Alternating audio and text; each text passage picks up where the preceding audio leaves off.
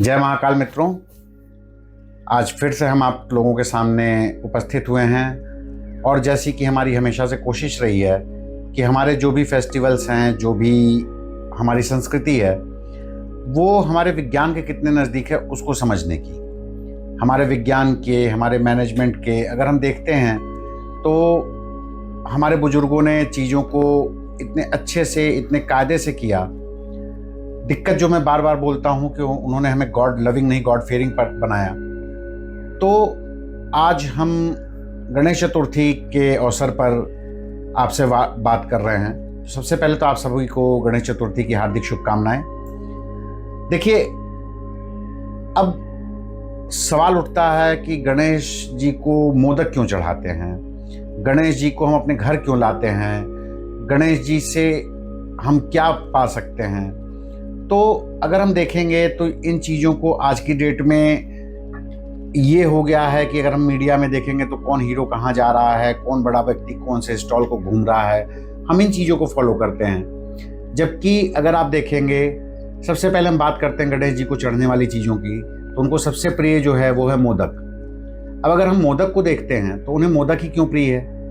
मोदक अगर हम देखेंगे तो नारियल और गुड़ को स्टीम करके बनाया जाता है।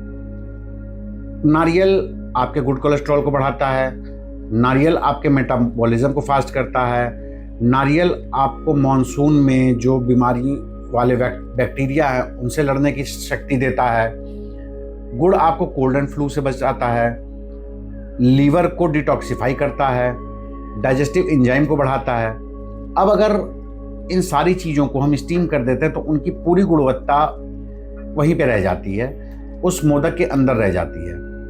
इसलिए गणेश जी जब आते हैं तो आपके लिए एक बहुत ही हेल्दी फूड मोदक के रूप में ले आते हैं। ये मोदक अगर हम देखेंगे तो ये बारिश का मौसम भी चल रहा है, तो जो भी आपके बैक्टीरियाज और जो भी आपके लीवर और इन सब की चीज़ों का वो है दिक्कतें हो रही हैं, उनमें ये मोदक आपके लिए काफ़ी हेल्पफुल होता है।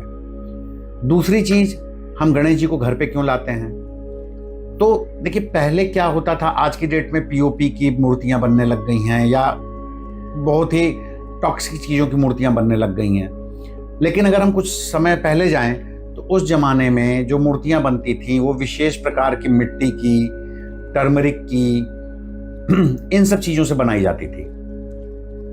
अब जब ये मूर्ति विसर्जित की जाती थी तो टर्मरिक आपको खुद पता है एक बहुत बड़ा एंटीऑक्सीडेंट है, वो पानी को कैसे साफ करता है। जो मिट्टी विशेष प्रकार की प्रयोग की जाती थी उस मूर्ति को बनाने में, वो पानी को क्लियर करती थी, वो अपने साथ गंदगी को चिपका कर नीचे ले जाती थी, जिससे ऊपर का पानी आपका पीने योग्य हो जाता था। गणेश जी को दूर्वा, अपामार्ग, तुलसी, बिल्वा, इस तरह के 21 चीजें चढ़ाई जाती हैं। ये सारी चीजें प्रदूषण को रोकने में कारगर सिद्ध होती हैं। अब जब ये सारी चीजें नदी में प्रवाहित की जाती थी तो उस समय पे नदी का पानी अपने आप शुद्ध होता था। हमारे किसी भी त्योहार को अगर आप लेते हैं तो हर त्योहार बहुत ही वैज्ञानिक कारणों से, वैज्ञानिक चीज़ों के कारण वैज्ञानिक चीज़ों को ध्यान में रखकर बनाया गया है। आज की डेट में उनका ठीक है, वो बिगड़ रहे हैं, उनका कलेवर बिगड़ता चला जा रहा है। लोग इसमें लगे हुए हैं कि हम कितनी सुंदर मूर्ति बनवा लें। पीओपी की मूर्तियाँ वो ले जाके अगर आप देखेंगे तो विसर्जन के बाद समुद्र के किनारे, नदियों के किनारे ऐसी फैली रहती हैं, जो कि मेरे हिसाब से सही नहीं है। आप गणेश जी को घर लाएं, पूरी इज्जत के साथ लाएं और उनका विसर्जन भी ऐसे करें कि उसके बाद जब उनका विसर्जन हो जाता है तो ऐसे किसी कोने में कहीं पे ऐसे बिखरे ना पड़े रहें और हमारी नदियां, हमारा जल उनसे प्रदूषित ना हो। तीसरी चीज, गणेश जी को God of wisdom, God of intellect कहा जाता है।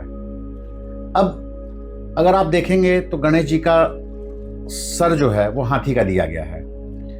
अगर हम साइंस पे जाते हैं तो अगर मैं गलत नहीं हूं तो मनुष्य के दिमाग में कुछ 86,000 न्यूरॉन्स होते हैं, जबकि हाथी के सर पे कुछ 2,36,000 न्यूरॉन्स होते हैं। ये हो सकता है फिगर्स थोड़ी बहुत ऊपर नीचे हों, लेकिन हाथी एक बहुत ही अक्लमंद एक बहुत ही चतुर जानवर है। अब गणेश जी को हाथी का सर देने का एक रीजन ये भी है कि उनसे ज्यादा चतुर, उनसे ज्यादा इंटेलेक्चुअल कोई और देवता हमारे उसमें विधान में नहीं आते हैं। अब गणेश जी को दुर्वा पसंद है।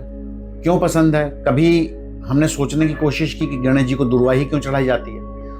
दुर्वा देखिए एक बहुत अच्छी चीज है, लेकिन उसकी एक खासियत भी है कि अगर वो कहीं लग गई तो पूरी फैलती चली जाती है और पूरे ग्राउंड को कवर कर लेती है। अब ये आज का विज्ञान बता रहा है, जबकि हमारे पूर्वजों ने ये बहुत पहले बता दिया कि उस दुर्वा को हटाने के लिए सबसे बढ़िया तरीका, अगर उस फील्ड में हाथी को छोड़ दिया जाए तो वो उस दुर्वा को खत्म कर देते हैं। तो इस प्रकार से अगर हम देखेंगे तो गणेश जी के आने का, एक गणेश जी को दुर्वा देने का, गणेश जी को ये फल चढ़ाने का, उनको अपने घर लाने का, इसका एक वैज्ञानिक दृष्टिकोण हम पा सकते हैं। अब मैं अपने सभी देखने वालों से ये प्रार्थना करूंगा कि आप अपने घर गणेश जी को लाएं, इज्जत के साथ लाएं, उनकी सेवा करें, उनकी पूजा करें। वो बुद्धि के देवता हैं और अगर संभव हो तो ऐसी चीजों के बने हुए गणेश जी हम अपने घर पे लाएं जो जब हम विसर्जित करें तो वो पानी को प्रदूषित न करके और उस पानी को और अच्छा बना सकें, पीने योग्य बना सकें। जय महाकाल।